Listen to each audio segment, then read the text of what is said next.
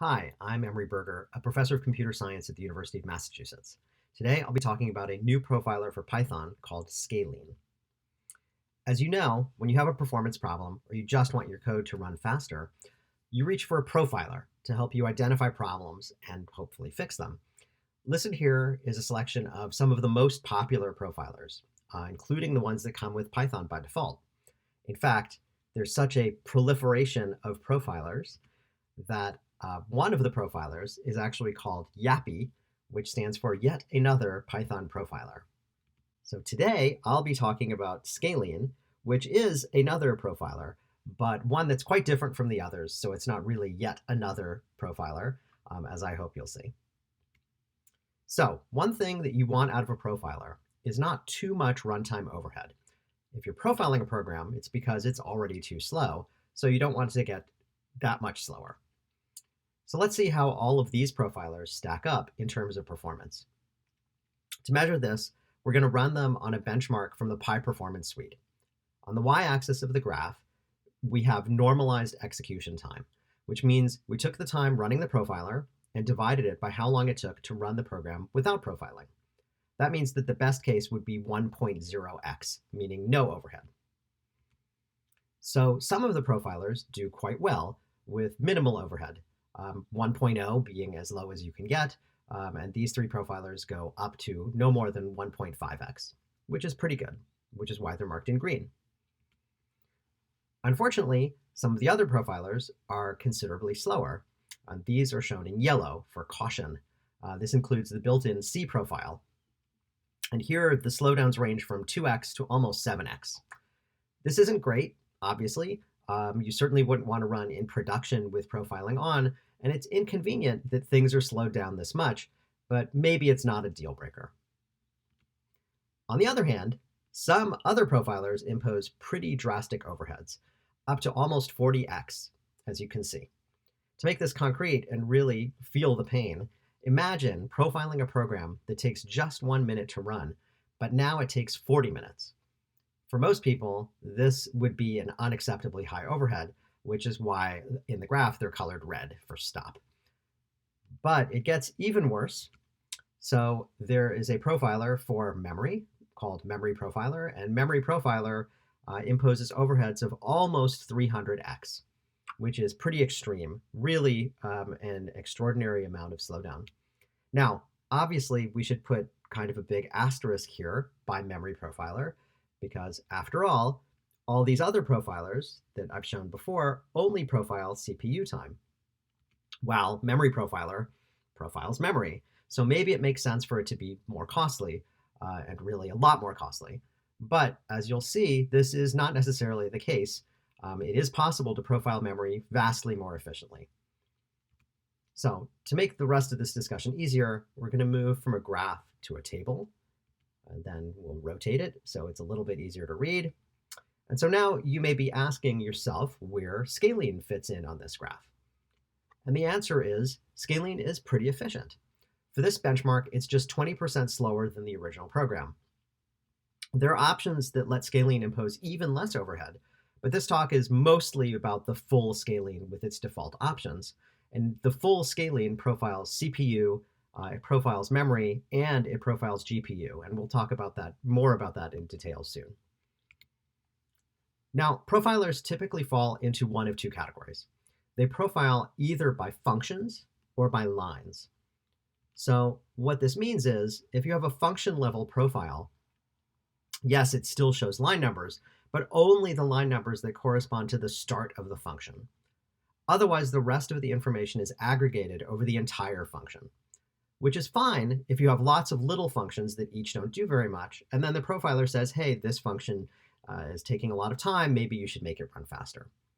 However, it's really not so great when you have long functions. Really, once you get over a certain length, a function level profiler is not super helpful because it says, hey, this function is slow, but you might want more granular assistance, which is where line level profilers come in. So a line level profiler, of course, reports information for every line of code, which is great when you're profiling large functions, like I mentioned earlier, or code that interacts with libraries like numpy, where each line is potentially doing really a lot of work, or in cases where function calls are just obscured because of Python overloading. On the other hand, when you're profiling a large program, this might be far too fine a granularity, right? Profiling every single line in a large program could really miss the forest for the trees. So you might be asking yourself, why not both? And indeed, that's the approach that Scalene takes. Scalene simultaneously performs function level and line level profiling. So that's great. There's another characteristic of some profilers, which is you have to change your code to make the profiler be able to actually profile it. Now, it's not an extraordinarily huge change. You just put @profile decorators on functions that you want to profile. But this is kind of putting the cart before the horse. It assumes that you already know where the problems are, which is not always the case. Also, it's a pain to go in and change the program before running the profiler. So Scalene, like many of the other profilers, works on unmodified code, reporting performance information for the whole program, but it also supports the @profile decorators. So when you use these in Scalene, it tells Scalene to focus just on specific functions, which works best once you already know where the problem spots are, which you can find out without modifying any code. Now, a number of profilers have surprisingly limited support for Python threads. So you can see that there's a number of profilers, nearly half of them, that actually don't work when you're running multi-threaded code. And what I mean by that is either they literally don't work, that is, they just fail to operate entirely, or they misreport the performance. So if you have code that's running in a thread, its runtime might be completely ignored. To our surprise, it turns out that no existing profiler correctly profiles code that uses the multiprocessing library. So Scalene turns out to be the only option if you want to profile such an application. But these features are not the biggest advantages of Scalene over past profilers. No past profiler can do any of the things listed here on this slide, except for one, which I'll mention in a second. Just to read the information across the top, Scalene can separate out Python time versus C or native time. It can identify how much time is spent in system calls, meaning I/O. It profiles memory. It profiles a GPU if you have one. It illustrates memory trends and reports copy volume, which I'll explain in a minute. And it automatically detects memory leaks. Now, like I said, there is one profiler that does one of these things. Naturally, Memory Profiler does memory profiling. But remember, for this benchmark, Memory Profiler was almost 300 times slower, while Scalene ran the same benchmark and produced a memory profile with only 20% overhead. All right, so in the rest of this talk, I'm going to talk about how Scalene is able to profile all of these other things, which gives you vastly more information about your Python programs and makes Scalene way better at helping you identify and fix performance problems. So Scalene is straightforward to use. You just replace Python 3 with Scalene. There are lots of options that let you tailor how Scalene profiles your code. --help provides a list, as is normal. I will walk through a few really useful options that you would want to know when you're using Scalene. So one particularly useful option is reduced profile, which only produces profiles for lines of code that run for at least 1% of overall execution time, or which allocate some reasonable amount of memory. So I'm not going to show it, but we're going to be using this option for all the next examples. By default, Scalene prints its output to the console, but you can also tell Scalene to output to a file. And if you want, you can tell it to use --HTML, which will lead it to produce a web page containing its results. And here is an example profile.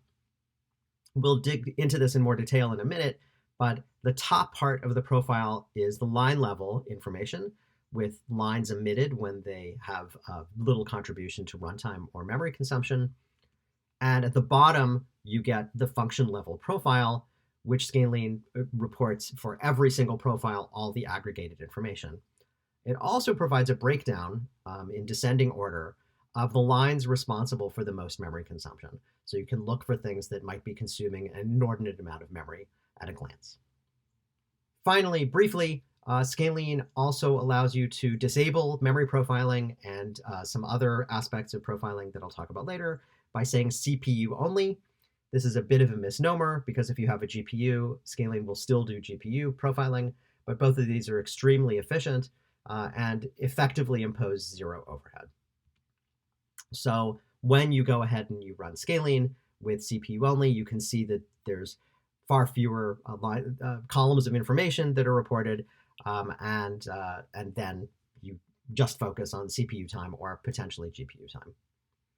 Okay, so let's walk through a simple example of how Scalene's holistic approach to profiling can root out performance problems. So here is some code that uses numpy. And we'll focus in on this, so don't worry about it right now. But here's what a C profile looks like. So this is a function level profile, and it may be hard to see, but what it tells us is that main consumes all the runtime, which is not super helpful. By contrast, here's a profile from Line Profiler, and this of course tells us how much time is being spent on each of the lines of main, but it's not particularly actionable. It doesn't really give us much of a clue as to what's going on or why there would be a slowdown in a particular line of code. So here is Scalene's profile. I'm omitting the function level profile and memory consumption summary for now. So rather than just saying how much time was spent in each line of code, Scalene breaks down execution time into time spent running Python code, time spent running native code, which means C libraries like numpy, and system time, which includes time spent doing I/O. Usually, as a Python programmer, if you're trying to make a program much more efficient, your goal is to move execution time out of the Python interpreter and into native libraries. Right now, it's clear that the code is actually doing just that. That is, most of the time is being spent running native code. So if that was all the information you had, you might reasonably conclude that there's really no optimization opportunity here. It's all running in native. This is as good as you could hope for.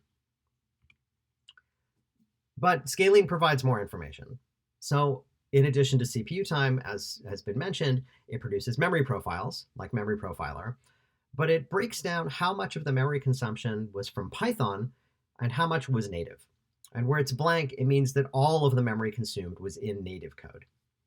And so here you can see there's a lot of memory consumption happening in native code, in line 6 in particular. In addition to profiling overall memory consumption, Scalene profiles memory usage trends over time. So it illustrates these with these things called spark lines. And a spark line you can think of as an inline graph. So the x-axis is time, and the y-axis is memory consumption. And each line has its own memory trend spark line. Finally, Scalene reports a novel metric that we call copy volume.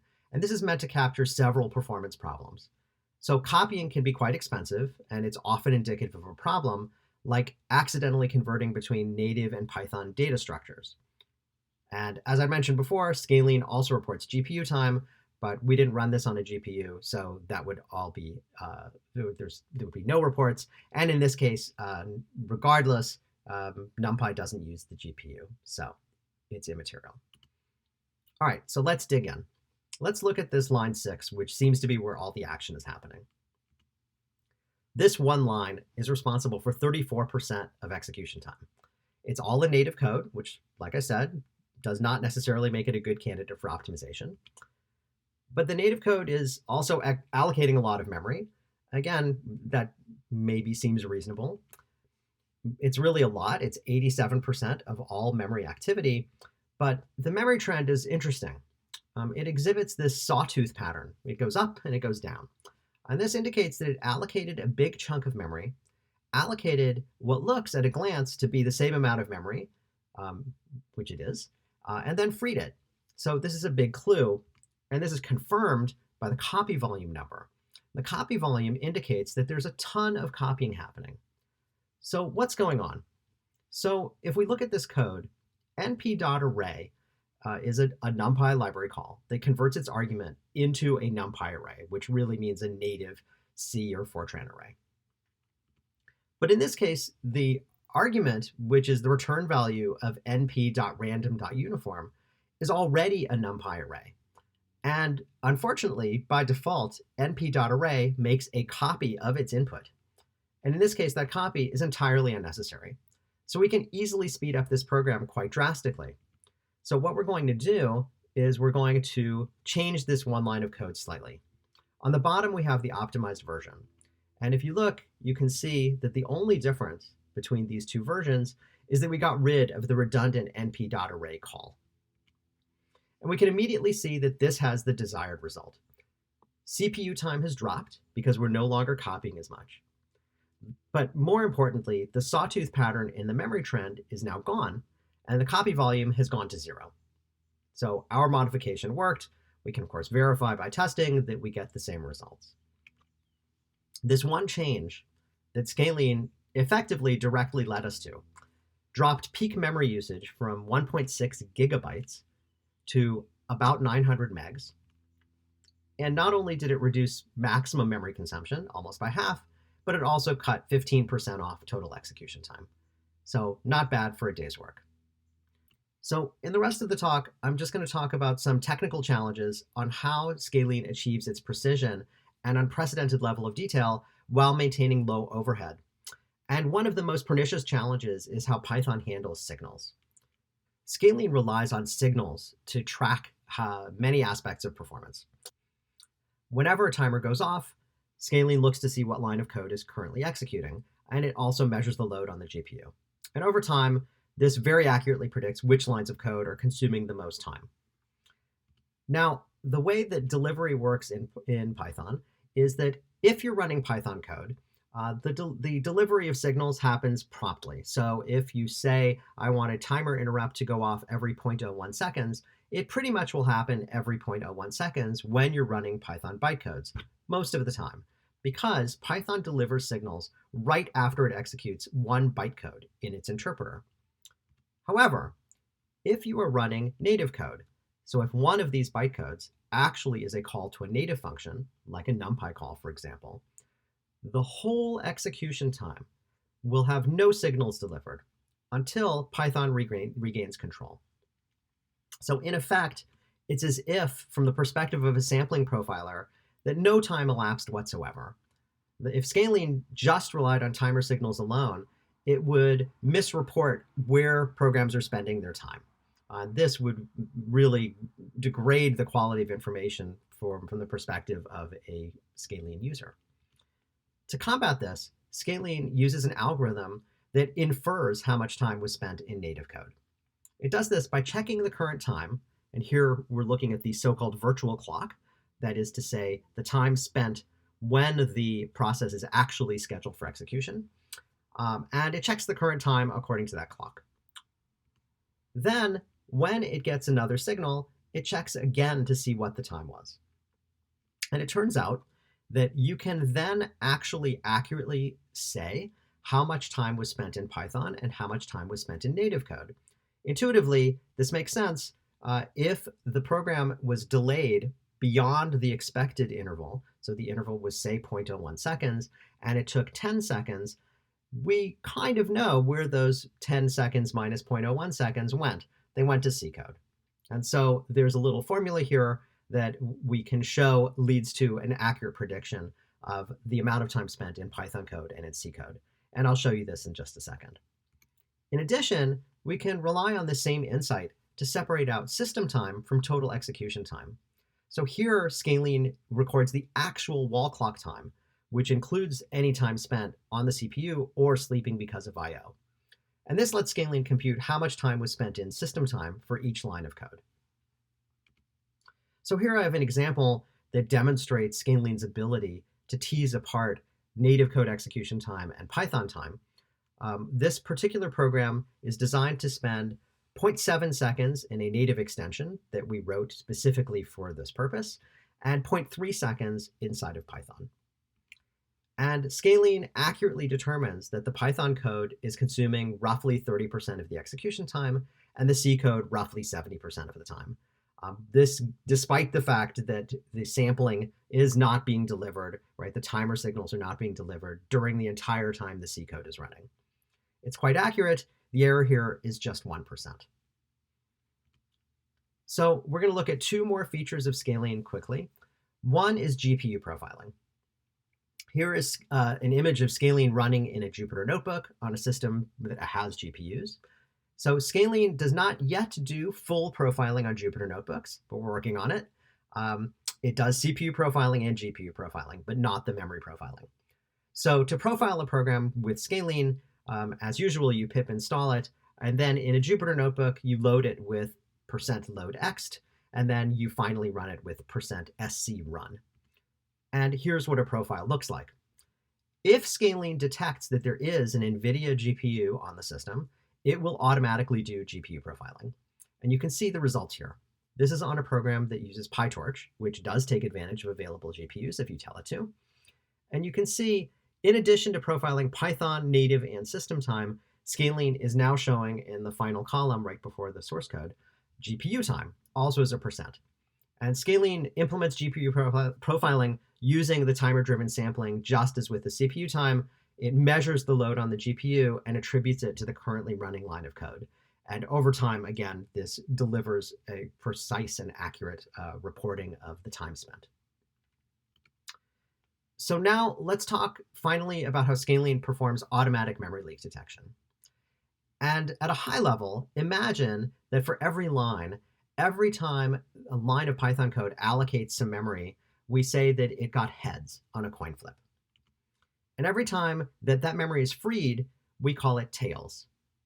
So if that line of code is not leaking, every single time it allocates memory, eventually there's going to be a matching free when it reclaims that memory.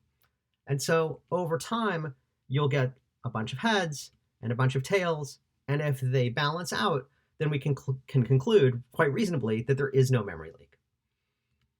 If, however, these allocations don't get paired up with any frees, and we just get allocations, you can conclude quite safely that you do have a memory leak on your hands.